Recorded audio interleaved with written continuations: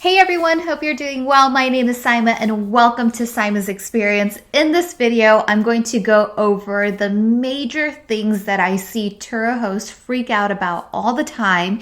And it's like the world is ending because I get to hear these stories all the time. And so hopefully the aim of this video is to kind of put your mind at ease and kind of help you stay calm when these scenarios happen, because just like you, I've experienced them all and I've seen kind of the lifespan of all of these things happening over almost 7 years of doing this and literally having hundreds of incidents happen to my cars, everything from stolen cars to totaled cars to drug dealing and you name it, right? They happen few and far between, but when these instances happen, they can be very scary, especially if it's your first time experiencing them. So I'm going to do my best to go over these types of scenarios and kind of put your mind at ease and just know, that you have coverage and that you're protected and it's going to be okay. So for those of you that have been watching me over the year, I'm very introverted and I'm not very good at sort of expressing how people react or, showing that type of emotion. So I'm going to do my best version of some of the stories and reactions that I've heard and then kind of share with you how to deal with them. So probably the first thing, if you're new to the Turo platform, and I used to do this also, is your car goes out on a rental and you can't help but to keep an eye on that car through whatever tracking system you use. So oftentimes I'll get hosts who are like, okay, my baby went out on its rental. Maybe it's your first few rentals. Maybe it's your first nice car. And you're constantly just checking your phone like, okay, where is it now? Where is it now? Where is it now? And you just get that anxiety of like, okay, this person was just here and they're still here. Why are they driving at 2 a.m. in the morning? Why are they speeding? Why are they going 95 miles per hour in my brand new car? And you're just on edge and you have that anxiety and you're just like, oh my God, like, did I make a mistake getting this car out to this person? Should I not have done Turo? I shouldn't have listed it. I knew I was going to get a bad renter. Somebody's going to destroy my car. And it's just, it's a lot happening. And I'm here to tell you, worry not. When I got my first Corvette C7, that's literally how I used to be. I was on the My Chevrolet app and literally every 5 seconds, I was refreshing the GPS to see where that car was and what that person was doing. And I couldn't sleep at night because of it. And, my speed alerts would go off and I'm like, oh my God, this person's going to crash my car and I'm never going to get it back. And the world is ending. But you really, really shouldn't worry about it. Just know that once your car goes out on a rental, just forget about it. You've taken the precautions. Should something go wrong, you have a GPS tracker. You'll know where the car is should you need to know, but really do it on an as needed basis. If it doesn't matter where that car is or how fast they're going, don't look at it because it's only going to give you panic and anxiety and you don't need that stress. And that's probably a huge tip that I can share when it comes to doing Turo is leave all your emotions out of it. Once you decide to list a car, look at it purely from the lens of, hey, this is now listed on the Turo platform for business purposes. This asset is going to go out there and it's going to produce revenue for me. So it's a revenue generating asset. It's real black and white. It's not your personal baby anymore. It's not the car that you drive. It's not your car, right? This is a vehicle that is out there that is going to provide an experience for other people. So leave all emotions out of it because it does you no favors when things go wrong. You always want to look at everything really logically and rationally in a very black and white type of way so that you can deal with everything on a completely rational and logical basis and you don't have to stress and you don't have to worry because it's not worth it, right? However, the thing that you should be the most concerned about prior to listing your car on Turo and letting it go out on its first rental is you have to feel 100% confident that you understand how Turo's system works, specifically the check-in and the checkout process, because that is the very thing that is going to give you all the comfort that you need in knowing that should something go wrong, and it inevitably will, that you are totally protected and you have nothing to worry about. That is what your host protection plan is there for. Now, if you want a really good walkthrough on exactly how the check-in and the checkout process works, how you need to document your cars, when you need to upload photos, what you need to check for, check out my course, which is available at powerhost.com. .club. I should probably get my website name right. Powerhost.club.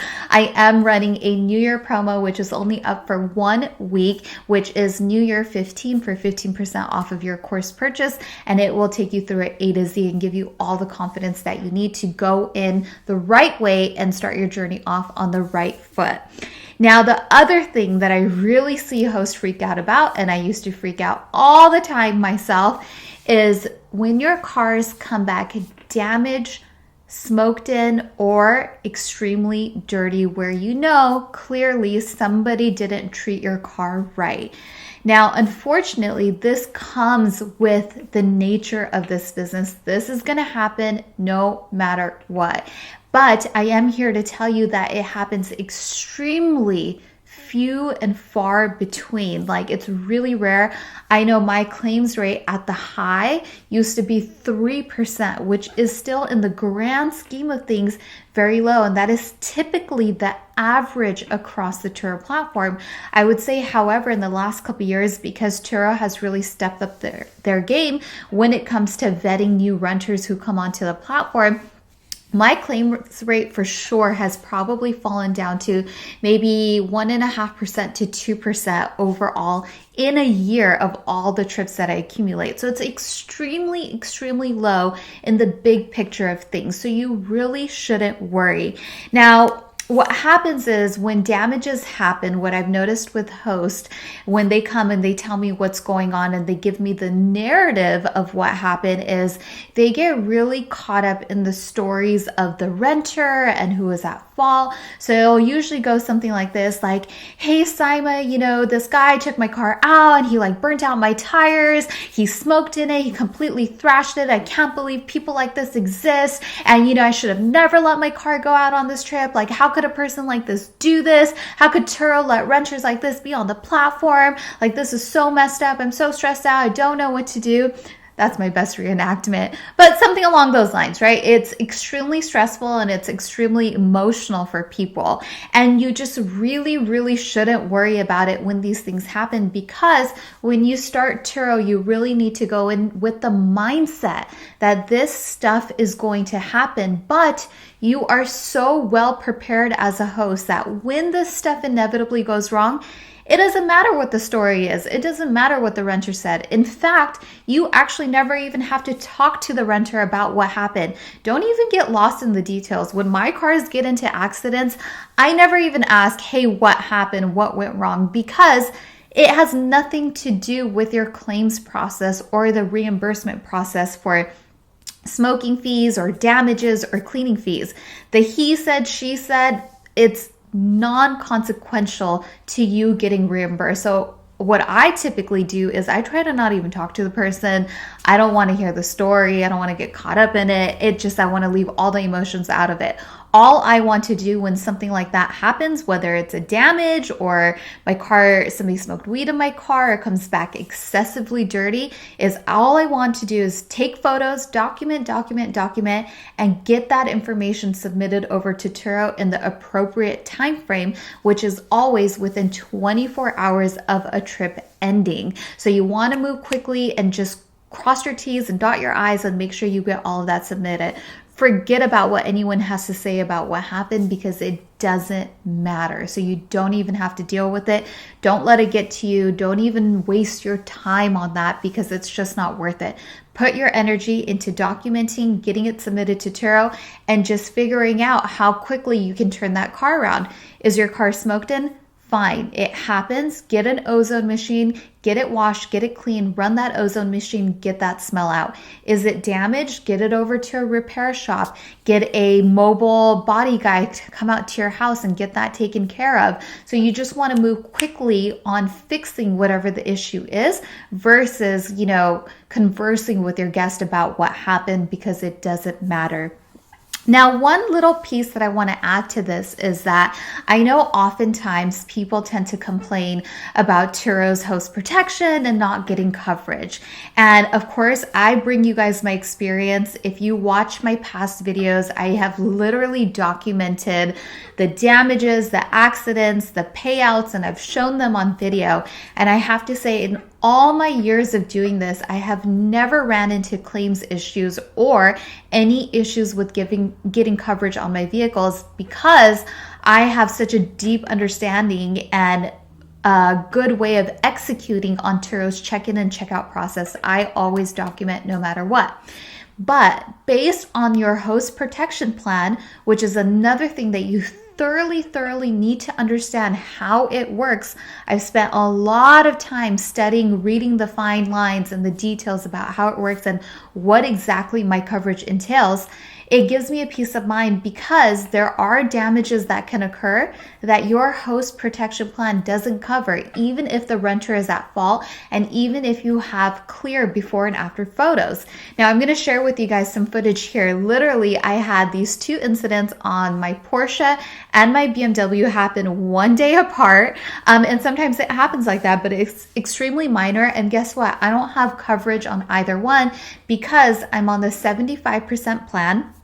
Both of my renters were at fault and they admitted it, but I have a $250 deductible on my 75% plan, and neither one of these are probably going to qualify for that for any additional repair money. So basically, in my mind, it's either I settle with the guest and try to get them to pay, which usually I find is a 50-50% chance of whether or not they're going to pay. And if not, then it's just a cost of doing business for me. So here I have my BMW, which the rim got curb rash pretty bad. And I just recently had these rims done, but this happens all the time. The going market rate for rim repair that Turo even pays out on is typically $150. I've already reached out to the guest to do a reimbursement through him because my deductible is $250 and Turo would evaluate this damage at $150. That means I do not have coverage for this type of damage, and I'm not sweating it because I know based on my coverage that I am typically going to have an out-of-pocket cost for damages like this throughout my time of doing Turo. So I always stash away a little extra money to cover stuff like this, and it's not a big deal. I'm just going to get it fixed when I get the time, and we move on. We carry on. No big problem, no stress, nothing, right? The car physically wasn't damaged in terms of like drivability, so it can still be rented. It's a bit of an eyesore, but we'll get it taken care of as soon as we can. So you move on for it. Now, I had this really weird damage happen on my Porsche Cayman where my renter was actually rear-ended. And as you can see, it's just this like weird little like lettering that got imprinted into the rear bumper, and I think it was probably from the person's license plate frame, so it must have said something on it. So it's extremely minor. I have a mobile bumper repair guy who comes to my house and will repair damages like this. It's probably going to cost a couple $100. Luckily, in this situation, my renter was willing to settle directly. So I'm just going to bypass the whole Turo thing because at max, this will probably cost me about $350. And if I go through Turo, then they're going to deduct that $250 deductible and only pay me out $150 on something like this. So I'd rather go through my guest and get the full pop so I don't have to come out of pocket on anything. So if you fully understand Turo's system and you fully understand your host protection plan, you just won't have these moments of intense anxiety and panic that can ensue when things go wrong, because you have to remember, just anticipate for the fact that this stuff is gonna happen. And when it does, don't worry, because your confidence should really come from the fact that you are prepared and that you went into it with the right mindset, with the right attitude, and you anticipated for what could happen, and you're fully covered, right? You keep moving forward no matter what happens. You deal and you move on. So don't let it get to you. Don't let it, jumble up your emotions. Don't feel stressed. Don't even waste any brain energy on this stuff. Instead, put your time towards understanding the check-in and checkout process. I'm going to put some helpful links from Turo's support page which will literally walk you through it down in the description below so you guys can read through the documentation. These are the exact links that I use. And if you want a deeper understanding, you can check out my course at powerhost.club. I would love to hear from you guys if there are any other situations that you come across that you find extremely difficult to deal with as a host, and I would love to kind of go over them and let you know what my experience has been. On that note, everyone, thank you so much for tuning in. Once again, my name is Saimah, and if you like this video, make sure you hit that like button and subscribe to my channel. I appreciate all of your support, and I look forward to talking to you guys in the comment section. Take care, everybody.